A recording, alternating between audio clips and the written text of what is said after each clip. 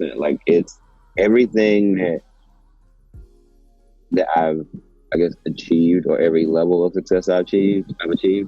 Um, but yeah, I spoke it. I said I wanted to be the best I can be in this space. I wanted the people that I worked with, like, and by the way, and let me not just always talk about those big things, right? Like, because I did a project, one of my first project that I think I got a plaque for was the song by B Rock and the Biz, That's Just My Baby Daddy.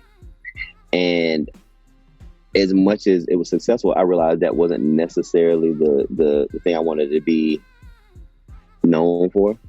And but that success made me understand that it was possible to, like, my ideas or my thoughts weren't so far off. Because I thought that song, I was like, man, this is so funny. This is so, like, this is probably the biggest novelty record I've ever heard. And at that time, I hadn't had one, so I didn't know what that impact was. I didn't know that once these records work, you hear them everywhere you go. And there was a moment where I was like, I don't know if that's what I want my legacy to be. So that made me hone in and only focus on things I really cared about, because I realized that a lot of our, like, based on who we are, we're powerful. And if we want something bad enough, it will happen. If we focus on something enough, it will happen. So it's just about now figuring out what that energy is and where you want to focus that energy. And that became the thing that I wanted to have music that, you know, no matter who I was talking to, whether it be my mom or my grandma or my cousin or my homeboy, like it was a level of pride involved. I wanted to make sure that was, you know, that became a purpose for me. I wanted to have music that resonated for people to be proud of, to have fun with. And, you know, sometimes, you know, if it's some fight music, it just has to be really great fight music. Like, you know, I'm just, yeah, I don't know. I think that you have to find out what it is you want to be. You want your legacy to be, right? And some of us figured it out early. I figured it out in the process, and I've added on to it. You know, I've taken things out of it that I thought I cared about that I didn't. And, you know, you just have to focus on learning yourself and figuring out what it is you want to be responsible for and what you want to represent. The easy, most obvious one is my participation in the song All Right. You know, because I wasn't there in the capacity of a writer or a producer that day. I was there in a session with Pharrell and Cap G. And Pharrell was working on this song in another room, and was like, it got to a point, and me and him are friends. Like, this is my brother. Like, we've known each other since 97, 98, I don't know. But we've been friends, and he knows me as myself. So that's, you know, I'm usually pretty transparent, especially with my real, like, my friends. I'm just, you know, I'm the honest dude. And so he played me this record, and he's like, yo, what you think? And it was parts of it. And I was like, man, this shit sounds dope as fuck, but it's missing.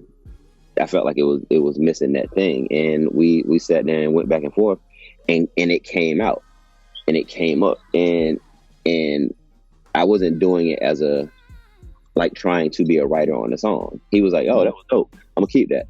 Cool. And then a couple years later, he was like, hey man, that song, it didn't go to so and so, but it ended up Kendrick took it. So, you know, and he kept the hook, and he kept our parts, like, and he was like, so you know, you're writing on it. I'm like, oh, dope. And then for it to turn around and become the song that it did, to see what Kendrick did to it, to take it from, you know, if, you know, God got us, we're gonna be all right, up until hell, my gun might blow, but we're gonna be all right. And it's like, it's the most thing. It's the most, I guess, I hate saying proud, but it's the opportunity I appreciate the most. It's like the thing I've been a part of that I appreciate the most right now, because to see where that song has gone and what it's become. And it was because I thought I heard it in my head and I said it, and it connected. So it's like, you gotta have the confidence when you hear things they're real. It's like that whole, the gut and, you know, intuition, like, especially as an artist, if you're really doing it with purpose and you understand what your purpose is and you understand where you want to be, it's a lot easier to hear that, like, when you kind of take out all the noise.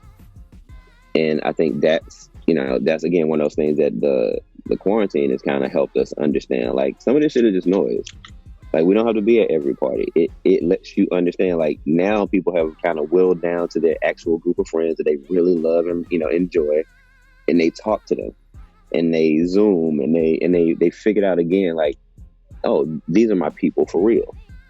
And I think that's what happens even in music. It's like you start figuring out as you get older, as you stop caring about what other people care about as much, and you notice what connects to you. Those things kind of open up the rest of the universe. It's like, based on the day that you choose that, my daughter, the day that she chose that she loved anime, the rest of the things opened up, like art and talking to other artists. People appreciate the things that she appreciates.